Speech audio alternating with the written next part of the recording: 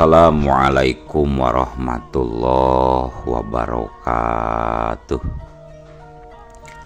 Wadia balad dongeng Ki Agus Jago di mana wae ayana. Alhamdulillah wa syukru ala ni'amillah. Kalayan diwuwuh ku qabul anu maha agung, dibarengan ku pangijabah anu maha kawasa, diiring ku kadeudeuh kanya Gusti anu maha suci. Urang ayeuna dugi kadanget ayeuna masih keneh tiasa ditepang dangukeun deui dina acara anu matuh kamemet urang sadayana. Nyatana dina pagelaran dongeng Sunda jejer carita siluman leuweung peteng. Ayeuna bagian anu ka-5 ieu dongeng mangrupikeun buah karyana Kang Asep Gun di Palihan Bandung Majalaya. Kangge Kang Asep Gun ngahaturkeun rewuh-nuhun laksaketi kabingahan arehna parantos ngintunkeun naskah sakaligus ngawidian mamang kangge medar ieu dongeng dina channel dongeng Ki Agus Jago ieu. Atuh sumangga kanu teu acan subscribe kantun subscribe heula. Ngarah langkung pogot sareng langkung sumanget deui ka si mamangna dina enggoning medar ieu dongengna. Nging hilap di like di komennya nu saseueur-seueurna. Lainna naon mamang mah sok bingah gitunya upami maosan komentar-komentar ti para wargi sadayana teh. Kalintang bingahna deui upami mah link video mamang ieu dipanggeserkeun atanapi dipangbagikeun. Atuh ngarah teu nyangkolong tingkana waktos sumangga ayeuna mah urang lajengkeun deui dongeng siluman leuweung peteng bagian anu ka-15. Kumaha salajengna sor cikopina betot simutna pagan heula tali kolorna bisi morosot merezel morozol uzel-uzelan di tengah jalan tumpak dung dung tes.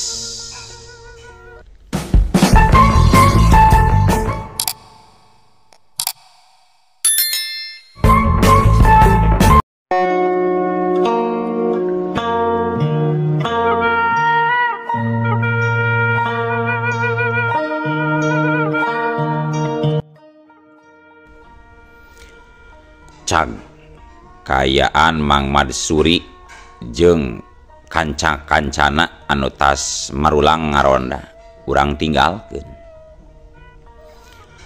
Ayeuna urang caturkeun kayaan dua bangsat anu keur waktu peuting tadi bantrok jeung Mang Madsuri katut wirayuda. Harita isuk-isuk wanci haneut moyan di jero saung nu aya di sisi leuweung. Katempo aya 3 urang jalma keur ngarariung ngaliud ngurilingan durukan nu aya hareupeun golodog saung. Nu duaan katempona keur dariuk dina golodog bari pating sarengir ngararasakeun kanyeri dina awakna. Ari anu saurangna deui mah katempo keur lajag-lejeg bari nyarita di barung ku papatah. Eta anu tiluan teh anu duaan mah anu keur dariukna golodog tayalian bangsat anu keur waktu peuting galungan jeung wirayuda katut Mang Madsuri. Ari nu saurang deui nama kawasna mah salaku gegedugna meureunnan. Ngaranna nu katelahna si Radok. Ari baladna nu duaan mah ngaranna nyaeta si Bengo jeung si Dosol. Jadi geus bisa dipastikeun maranehna duaan teh ditulungan atau diselamatkeunana ku si Radok. Nalika duanana kadeseh ku Mang Madsuri jeung Wirayuda. Nah urang mana eta dua manusia nu ngelekeun si laing duaan keur penting tadi teh dosol bengok rasaan dewek mah di lembur eta eueun nu boga pangabisa anu mibanda ilmu kadijayaan lembur Cimarangginya bener teh asa jago di dinya mah euy urang mana ceta makhluk teh cek si Radok rutret kasih dosol jeung kasih bengok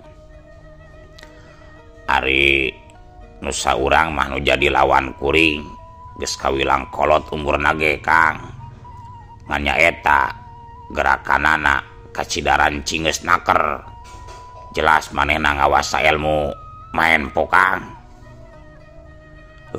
saha ngaranna jeung urang mana deuleu koplok sia teh aing nanya ngadon ditambah ngajelaskeun sia jurig si Radok molotot kasih bengok bangun anu keuheul atunya teuing ngaranna sasana mah uing teu apal Kang da teu kungsi nanyakeun heula kuring oge ngan langsung der we tarung ngan ari ceuk pangrasa kuring mah urang dinya keneh eta jalma teh Kang naon alasanana pangna si laing yakin yen eta jalma nu kolotna teh urang Cimaranggi urang lembur eta maksud deh naon alasanana ayo sebab nurutkeun dewek mah sabila dewek jeung si laing duaan darampid budak badog ka eta tempat asatara pangijing jalma eta jika nama lain urang dinya euy sakadar parang we meureun keur ngajedog di lembur eta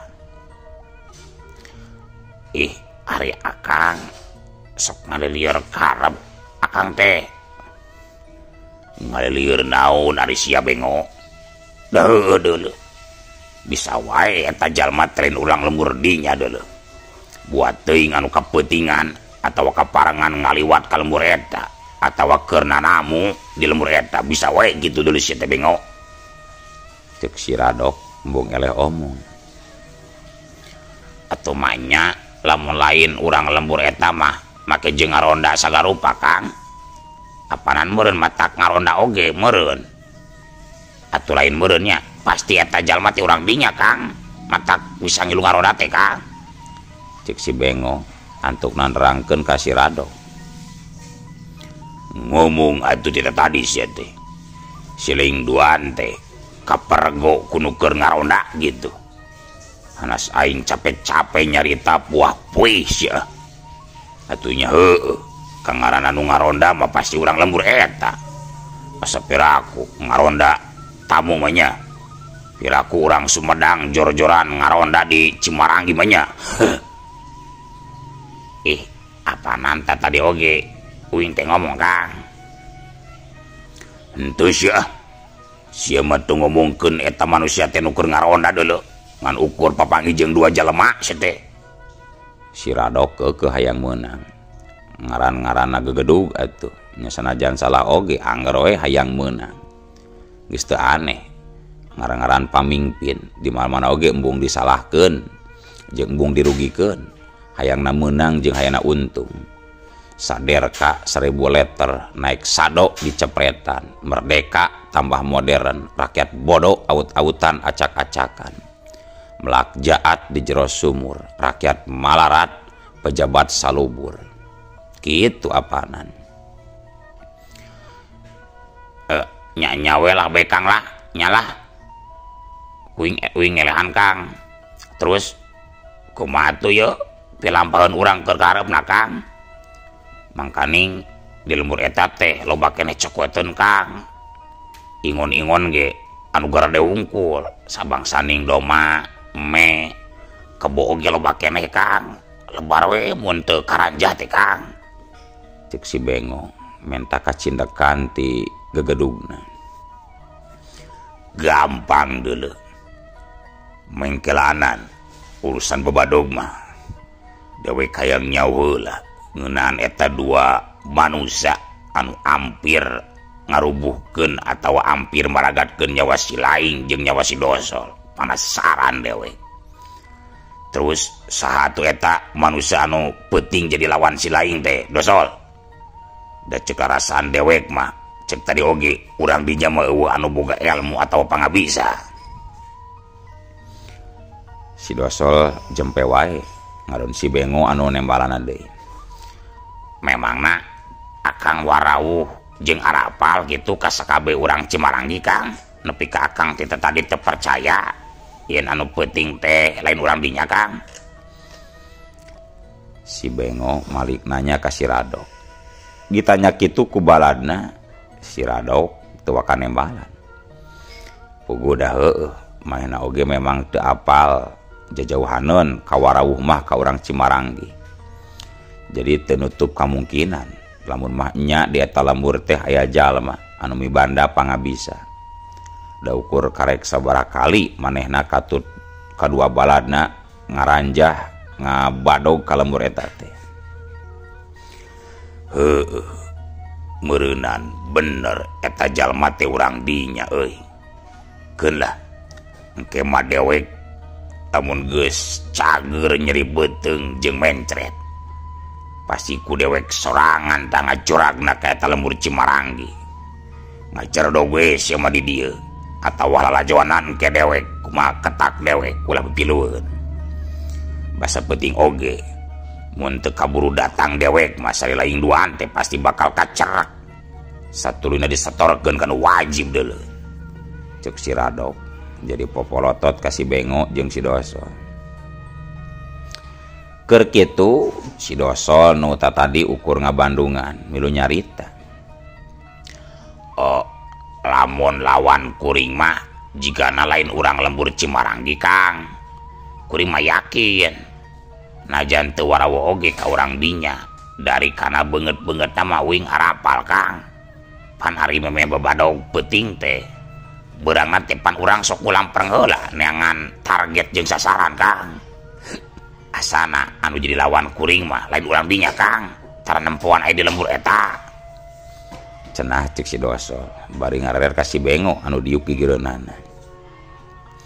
Sangarana eta lawan si laing teh Dosol? Kolot atawa budak ngora? Tanya si Radok. Keukeuh we nanyakeun ngaran. Sidik tadi geus disebutkeun ku si Bengo oge teu warawuh. Ukur apal kana beungeut-beungeutna wungkul ka urang Cimaranggi teh. Ngadon ieu der nanyakeun deui ngaran. Nyaho teuing ari ngaranna mah tukang. Wing oge da teu kaburu kenalan heula, kaburu hutet we tarung sosanajan eleh Kang. Montong bari cecengiran sia deuleu. Henteu lucu bebel. Naon nu pilucunana sia teh keren? Keur mah eleh teu bebeunangan rek modar di sia teh. Serius ulah bari cural cerihil, sok teruskeun. Teruskeun naon teruskeun teh Kang? Ari sia apan tadi sia teh keur cacarita ngeunaan jalma budak ngora anu jadi lawan si lain teh, anu jadi lawan si laing teh. Nah beleg-belegug teuing atuh sia teh Dosol. Si Radok beuki molotot ka si Dosol. Aing nya poho Kang, hampura tuh Kang. Nya kitulah Kang pokona mah. Buleudna panjangna jeung lebarna Kang. Lawan kuring mah budak ngora kene, can kolot-kolot acan. Ari ngaranna mah kuring oge teu nyaho Kang. Ngan anu jelasna eta budak ngora teh lain urang dinya weh ceuk uing mah. Jaba ketempona lain jalma sabongbrong, najan ngora kene oge umurna. Eta we atuh Kang, tenggelan meuni ngaburi nyai kana panon. Jaba panas di karasana Kang kana bujur. Cek si Dosol ngajelaskeun ka si Radok. Sabenerna lamun nurutkeun kitu nama, apanan si Radok teh meureun nyaho jeung nempo kalawan lawan anak buahna entah dipeuting. Nyatana ka Wirayuda jeung Mansuri. Tangtura mahna oge nyaho kana dedeganana. Apanan manehna anu nyalametkeun kadua urang baladna waktu tadi peuting keur kaayaan kadeseh teh. Tapi dah hayang nanya nu leuwih jentrewe meureunan si Radok kadua urang baladna. Harita geus ninicek harita wanci geus nincak wanci pecat sawed. Anu pamustunganana eta 3 urang garong anu diluluguan ku si Radok teh pating koloyong arasup ka jero saung. Teuing naon anu dilakukeunana di jero saung teu apa, teuing ngadon sararewe meureun pedah peuting can seueuh hees. Teuing garaple da kitu kabiasana garong mah beurang sare peuting dipake usaha teu jauh beda sapertikeun lalai. Ari si Radok jeung kadua baladna maranehna ngabogaan pamingpin minangka bos besarna meureun mun ceuk basa legeg teana mah. Tapi geus ampir aya kana 2 mingguna maranehna acan narepungan deui ka pamingpinna. Can setor hasil babadogna. Ari sabab bebeunanganna kawilang saeutik keneh, can loba can numpuk. Engke we biasana lamun geus bener-bener loba maranehna sok setor ka pamingpinna. Si Radok geus nyarita tadi ka si Dosol jeung ka si Bengo. Cenah keur sawatara heula ayeuna mah ulah waka ngabadog ka lembur Cimaranggi. Mending ka lembur nu sejen heula. Lain kunaon manehna can siap pikeun ngayonan 2 urang jalma anu ngarubuhkeun kadua anak buahna tadi peuting. Nyatana Wirayuda jeung Mang Mansuri. Teuing naon sababna make jeung nyebutkeun can siap sagarupa si Radok teh. Teuing ngarasa gimir atawa ting sieun we meureunan ku pedah nyeri beuteungna jeung mencretna can cager. Ngan da kitu we nyaritana jeung alesanana si Radok ka si Dosol jeung ka si Bengo. Para wargi sadayana harita panon poe geus mimiti luhur. Panasna karasa beuki moreret. Tanda matahari, tanda mata poe geus rek ngalingsir. Angin leutik ngahiliwir nebak kana dangdaunan.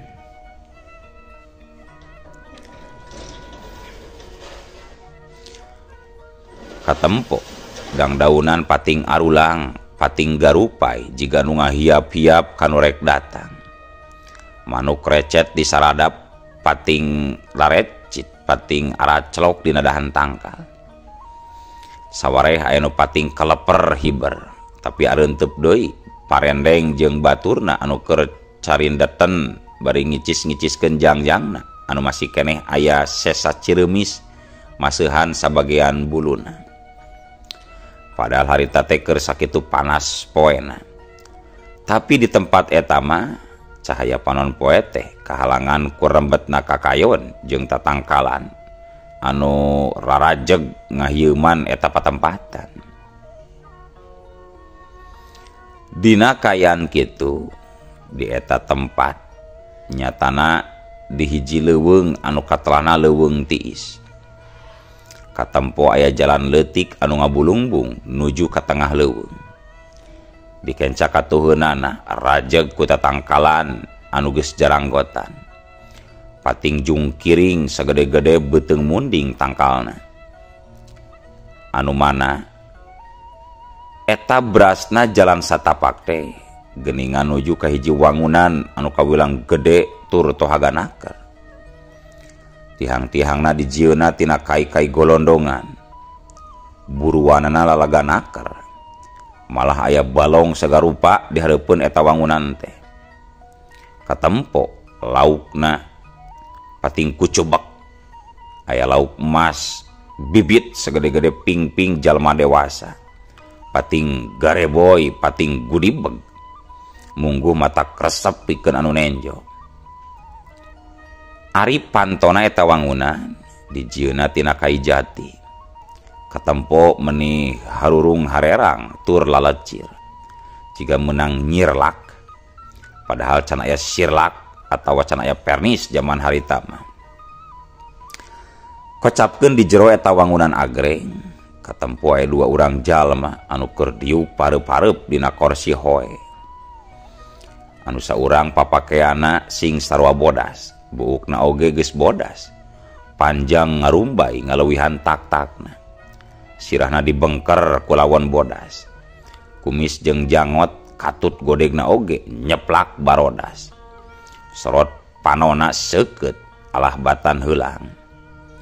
Nandakeun eta jalma lain jalma samaneha. istilahna eta jalma teh luhung ku ilmu jembar ku pangabisa. Sedengkeun ari nu saurang deui mah jalmana ngora keneh aya meureun sapantaran we jiga nama Jengjang Wirayuda beda saeutik. Tapi sanajan kasebutna ngora keneh manehna oge sarua lain jalma anu bolostrong katempo tina paroman beungeutna anu kereng deukeut-deukeut kana bengis jeung telenges. Tapi ieu mah papakeanan teu bodas-bodas, malah sabalikna papakeana teh sing sarua hideung, baju jeung celana pangsina hideung, iketna oge hideung. Ari rupana kawilang pantes, kasep sakitu mah. Ngan aya heor-heor nandakeun jalma licik jeung lengus kasasama. Pok kadenge jalma anu papakean sing sarua bodas nyarita dibarung ku bebatukan heula.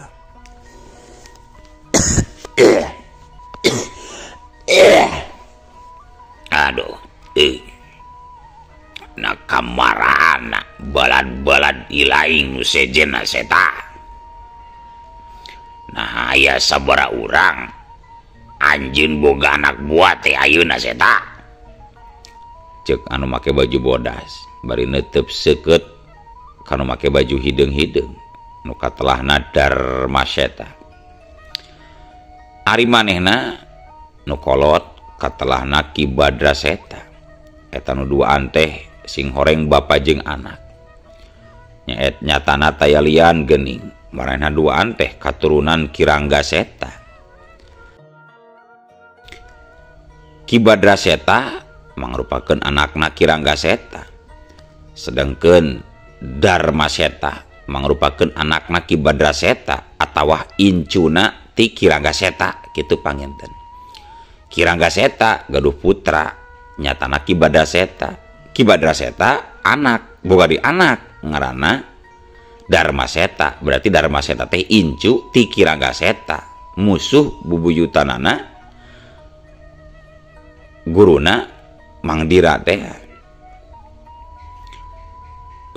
Nyaeta geus aya kana sabaraha mingguna hampir sabulan ngampleng can embol-embol wae daratang pugu eta Pak. Teuing aya naon tah tara biasana barudak teh can daratang tiluan balad guring mah Pak. Si Radok, si Bengo jeung si Dosol, tapi teuing can pernah datang silaturahmi ka uing Pak. Cek Darmaseta ngajelaskeun ka bapana.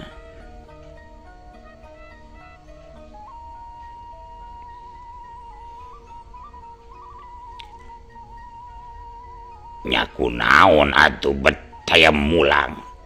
Sugan biasana sok sabaraha poe sakali marulangna eta balad-balad ilaing teh. Nya maksud bapak teh sok sartor bebeunanganna, sok sartor bebeunangan usahana sok sabaraha poe sabaraha kali. Oh, biasana mau unggal poe Pak, paling 3 poe datang oge. Tapi ieu geus meh minggu-minggu can pernah setor-setor. Nya kajeun lah tong ieu dipikiran. Ke oge geus baru beunangan mah meureun daratang pikeun setor. Acan aya bawaeun keur setor meureun mantang kitu oge. Nya jiga nama Pak. Da memang ketang ari can aya bawaeun mah tarawanieun marulang eta si Radok jeung si Dosol katun si Bengo teh. Anu penting ulah aya halangan jeung harungan we dina ngajalankeun usahana. Cek Darmaseta sajongjongan mah duanana jarempe teu ngaromong deui. Jiga pada-pada aya nu keur diparikiran. Tapi antuk napok Ki Badraseta nuluykeun deui caritanana. Kumaha segala ilmu panemu jampe pamake jaya kawijayaan sarta kadigjayaan pangwaris ti aki manete geus kataekan kabeh acan Darma. Cek Ki Barda netep seukeut ka anakna. Nyonggus aduh Pak, da keur waktu tila oge ukur sarupa deui anu can kataekan teh eta ajian pamungkasna nyatana aji bentar sungsang tingkat anu panutup Pak. Cek Darma Setan terangkeun. Nya syukur atuh Bapak regreg ngadegena oge. Artina maneh geus ngawasa jeung narima kana sakabeh pangwaris ilmu panemu katut sagarupa ajian ti Hakim maneh Darma. Nya Pak, kuring geus siap lah pikeun nuluykeun naon rupa tujuan jeung cita-cita Bapak anu ngemban amanat ti aki teh kitu tah Pak. Cek Darma Seta tandas. Alus bisa Darma, alus. Memang gitu tugas maneh mah. Anu matak salila ieu digembleng ku Bapak jeung aki maneh teh Darma. Nyatana mah pikeun nungtaskeun sagarupa pasualat nu aya sangkut pautna jeung aki maneh. Taya lian soal jangjina pikeun ngabinasakeun sakabeh katurunan Eyang Kuncung. Sakumanu geus dicaritakeun sabaraha kali ku Bapak teh kai lain. Tapi pikeun ayeuna mah Bapak can manggihan jeung can ngadenge ngeunaan saha-sahana eta jalma nu kaasup turunan Eyang Kuncung. Sabab sakanyaho Bapak mah ari Eyang Kuncung mah ti baheula oge teu bogaeun katurunan, teu kungsi ngabogaan anak.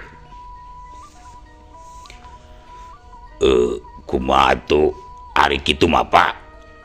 Jadi sajal mana tuh nu bakal jadi lawan keur kuring teh minangka nungtaskeun lawan, nungtaskeun sumpah jangjina aki baheula. Ari nyatana eta Eyang Kuncung teu bogaeun katurunan Pak.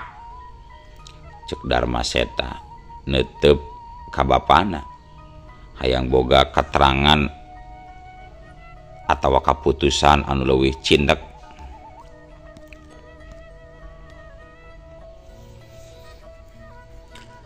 Keun bae teu kudu ting di pikiran dulu Darma. Engke oge bakal katembong jeung bakal kapanggih mun geus dina waktuna mah. Anu penting mah jalankeun we tugas anu geus maranti, bisnis anu geus biasa. Sakumaha tugas atawa pancen anu keur waktu baheula sok dilakonan ku aki maneh Darma. Ari sabab Bapak oge can bisa mireng ngeunaan turunan atawa anu nuluykeun tapak lacakna Eyang Kuncung. Sok we ayeuna mah jalankeun babadog rarampin. Sok Cek Ki Badra nandaskeun sakaligus nutup caritanana. Sanggeus nyarita kitu, Ki Badra kaluar ti jero eta wangunan agreng. Saterusna kebat lempang mapai jalan anu ngabulungbung nu aya hareupeun wangunan.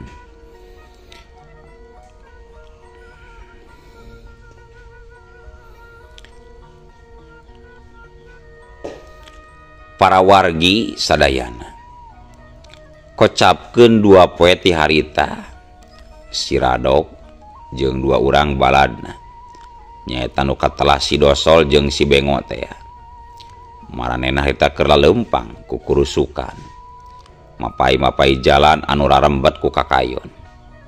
Da puguh leumpang di tengah-tengah leuweung maranehna teh. Harita wanci liwat tengah poe. Panon poe oge keur memeujeuhna moreret. Untungna ari kaleuweung eta mah cahaya panon poe teh teu pati tembus. Da sabab kahalangan ku tatangkalan anu rarembet jeung pating jungkiring. Jadi teu karasa panas teuing kana awak anu tiluan oge. Tapi sanajan kitu oge angger we teu burung maranehna ngarasa lungse tur capek. Sabab da teu lalengoh laleumpangna oge. Katempo si Dosol ngagugusur anak embe aya kana opatna. Meuni merawat teu daek nuturkeun. Kalah terus we beberelean matak aral anu ngagusurna. Ari si Bengo manehna nungtun munding indungna muni sadua-dua galadenaker. Nurut ari munding mah ditungtun teh teu merod kawas anak embe anu keur digugusur ku si Dosol. sedangkan Ari Sirado manehna keur ngarekuh nanggung barang anu ditanggungna meni pepek segala aya kangaranan meunang ngabadog naon wae dikokod naon wae dikerin asal payu kana duit dibawa sabang saning beas papakean radio pare jeung rea-rea deui katempo si Radok meni ngahegak saking ku capek mapai-mapai jalan anu rarumpil bari nektek. Tapi nalika si Radok keur nanggung babawaanana bari nyetelkeun radio sabari ngadengikeun dongeng Ki Agus Jago. Nah atuh ari keur kitu ujug-ujug eueuh waktosna kabujeng see wadia balad dongeng Ki Agus Jago. Keun atunya ieu dongeng teh urang cekapkeun we heula dugi ka dieu. Insyaallah enjing pageto baris dilajengkeun deui. Atuh ku kitu ku kieuna mamang sajamit mungkur amit mundur ti payuneun para wargi sadayana. Hayu ah. Assalamualaikum warahmatullahi wabarakatuh.